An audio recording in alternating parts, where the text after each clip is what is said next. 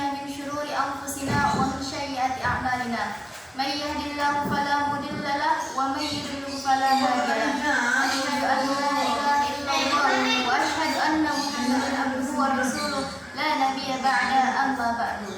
Pertama-tama marilah kita panjatkan puja serta puji syukur kita kehadirat Allah Subhanahu wa taala yang telah memberikan kita nikmat sehat sempat sehingga kita bisa berkumpul di tempat yang insya Allah barokah ini. Kedua kalinya salawat serta salam tak lupa kita haturkan kepada junjungan alam besar kita yakni Nabi Muhammad sallallahu alaihi wasallam yang telah mendahului umatnya dari alam yang gelap gulita menuju alam yang terang benderang, yakni ad-dinul Islam atau atau sehingga kita bisa merasakan manisnya Islam. Baiklah, pada kesempatan hari ini kami dari perwakilan mahasiswa STIP UI akan menjelaskan atau memperkenalkan ilmu psikologi dan ruang lingkup psikologi. Secara langsung, ilmu psikologi berasal dari bahasa Yunani yaitu psikis yang artinya jiwa, sedangkan logos yang artinya ilmu pengetahuan. Jadi secara etimologi atau menurut arti kata ilmu psikologi adalah ilmu yang mempelajari tentang jiwa atau secara singkatnya itu ilmu jiwa. Nah, berbicara mengenai jiwa maka kita harus dapat membedakan mana jiwa dan nyawa. Dan adapun jiwa adalah daya hidup yang bersifat daya hidup rohaniah yang bersifat abstrak. Sedangkan nyawa yaitu daya hidup jasmaniah yang keberadaannya tergantung kepada hidup jasmani. Maka jika jasmani mati, maka mati pula nyawanya. Karena jiwa memiliki sifat yang abstrak, maka secara umum psikologi diartikan sebagai ilmu yang mempelajari tentang tingkah laku manusia dan ilmu yang mempelajari tentang gejala jiwa manusia. Dan selanjutnya yang akan dibahas oleh saudara Tati. Nah, sebagai ilmu pengetahuan, psikologi juga mempunyai sifat-sifat yang dimiliki oleh ilmu pengetahuan pada umumnya. Karena itu, psikologi mempunyai beberapa sifat. Yang pertama, objek. Objek tertentu merupakan syarat mutlak dalam suatu ilmu karena justru objek ilmiah yang akan menentukan langkah-langkah yang lebih lanjut di dalam pengupasan lapangan ilmu pengetahuan itu. Yang kedua, metode. Metode merupakan hal yang penting dalam lapangan ilmu pengetahuan setelah penentuan objek yang ingin dipelajari. Yang ketiga, hasil. Hasil pendekatan terhadap objek itu kemudian disistematisasikan sehingga merupakan suatu sistematika yang teratur yang menggambarkan hasil pendekatan terhadap objek tersebut. Psikologi menurut para ahli terangkum sebagai berikut.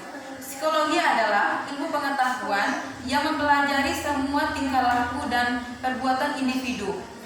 Dalam mana individu tersebut tidak dapat dilepaskan dari lingkungannya. Selanjutnya akan dibahaskan teman saya Siti Saira. Baik, selanjutnya ruang lingkup psikologi. Ditinjau dari segi objeknya, psikologi dapat dibedakan dalam dua golongan, yaitu psikologi yang menyelidiki dan mempelajari manusia. Yang kedua, psikologi yang menyelidiki dan mempelajari hewan, yang umumnya lebih tegas disebut psikologi hewan. Psikologi yang bersifat umum dan psikologi yang khusus. Psikologi umum ialah psikologi yang menyelidiki dan mempelajari kegiatan-kegiatan atau aktivitas psikis manusia pada umumnya, yang dewasa, yang normal, dan yang beradab atau berkultur. Sedangkan psikologi khusus ialah psikologi yang menyelidiki dan mempelajari segi-segi kekhususan dan aktivitas psikis manusia.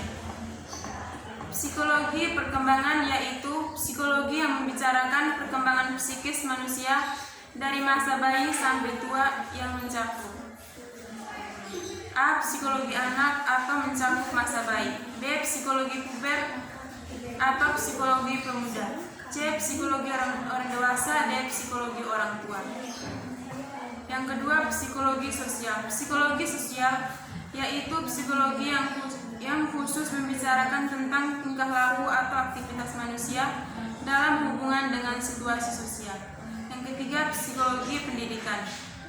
Psikologi pendidikan yaitu psikologi yang khusus menguraikan kegiatan atau aktivitas manusia dalam hubungan dengan situasi pendidikan.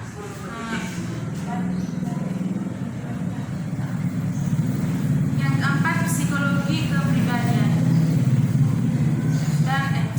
kepribadian dan tipologi, yaitu psikologi yang khusus menguraikan tentang struktur pribadi manusia mengenai tipe-tipe kepribadian manusia. Yang kelima, psikologi. Psikologi yaitu psikologi yang khusus menguraikan mengenai keadaan psikis yang tidak normal atau abnormal.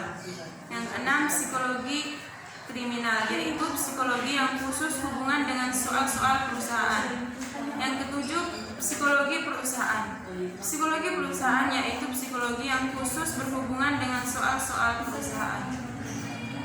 Psikologi yang dipelajari secara praktis dapat dipraktikkan dalam bermacam-macam bidang, misalnya dalam bidang industri atau perusahaan, psikologi industri atau psikologi perubahan, dalam bidang politik atau psikologi klinik dan sebagainya.